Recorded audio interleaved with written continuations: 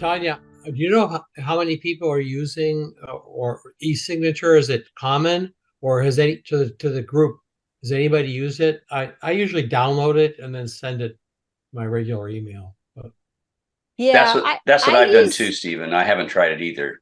yeah, I use the e-signature all the time, but there are a couple drawbacks. Legito sign, I could show you. Let me show you. That's probably the easiest way to do it. So let's take a purchase agreement and let me find one that has a buyer and seller. So I have so much junk data in here right now.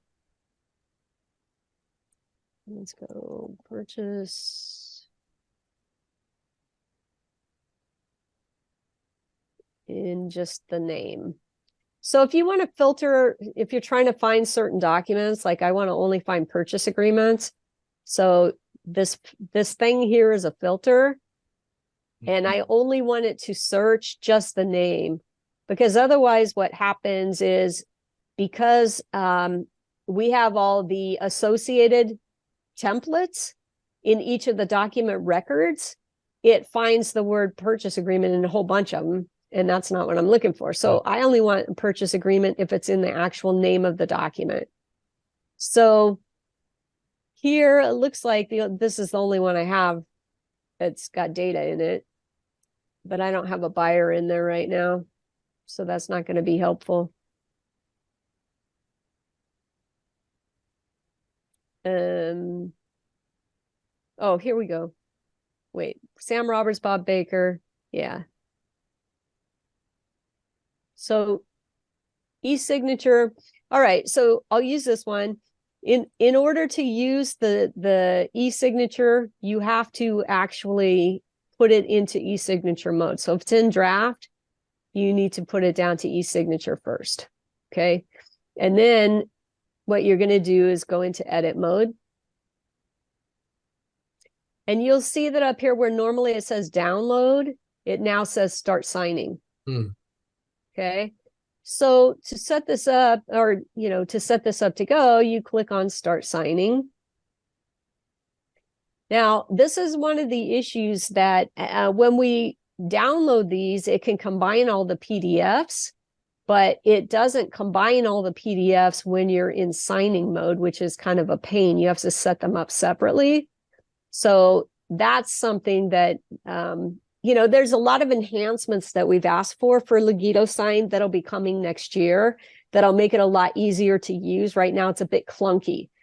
Typically, what I tell people is if you're currently using DocuSign, you may want to download and drag it over to DocuSign and continue using that. Or if you're using Sign Now or, something else, HelloSign, Adobe Sign. But usually, depending on what's going on, I'll use Legito Sign for amendments and addendums, things where it's only, a short document and it's easy enough to do. But let's say we wanted to have the purchase agreement signed.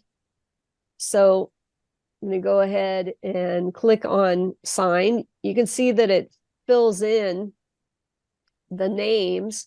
And it's got way too many other things here. So I will close that. And let's try another one. Signing in process. Let's do an agency confirmation. All right. So I know we had Sam Roberts. I think it was like Sadie Roberts and Bob Baker and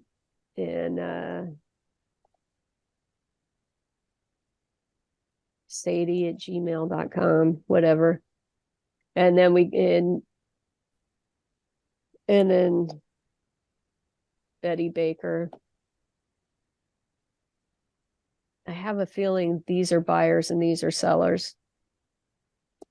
So there's placeholders in the documents, but you can see here it's like number 2, 6, 1, and 5. So there's some things going on that aren't quite right in there.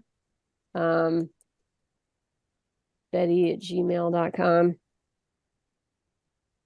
Once all of the, you'll see right now the send is grayed out. So once these are all completed, you've got to hit tab on the last one. And now the send button gives you the ability to click it. This is not actually sending anything, okay? So when you click on send, all it's doing is giving you the ability now to place signatures on your document. Oh, yeah. And you can see that, okay, so here's the actual names: Bob, Barbara, Sam, and Sadie. So I got them a little bit wrong. Sadie actually goes down here, and we can just say Barbara goes by Betty. Right? That's the thing about fake data. You don't remember what you're doing half of the time with it. But otherwise, it puts it all in the right spot. That's kind of good. That's so the placeholders do, yeah. And right now we've asked them for placeholders for date, placeholders for initials. You can see over here there's no initials. yeah. The problem with, there is a date, and the problem with the date is this. You drag it over here. This company is based in Europe, and so their dates are formatted day, month, year by default. So we've asked them for the ability to completely default this to US, the entire CAB account to use US based, US formatted dates. Because if you forget, then what happens is, right now it's not that important. Today, because today's the 15th and there's no month number 15. But what can happen is you'll have somebody sign a document on February 3rd, and the date will say March 2nd. Okay. So how do you fix this? Well, you have to, so once you drag the date on, you click on the date, and then you just go up here and click the drop down and select the correct date format. But if you forget to do it, then, your date format is going to come out wrong. So you have to do it on every single date that you drag onto the form. Okay.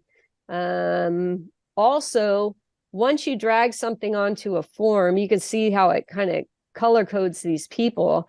But once you've dragged it onto the form, you can't change who it belongs to.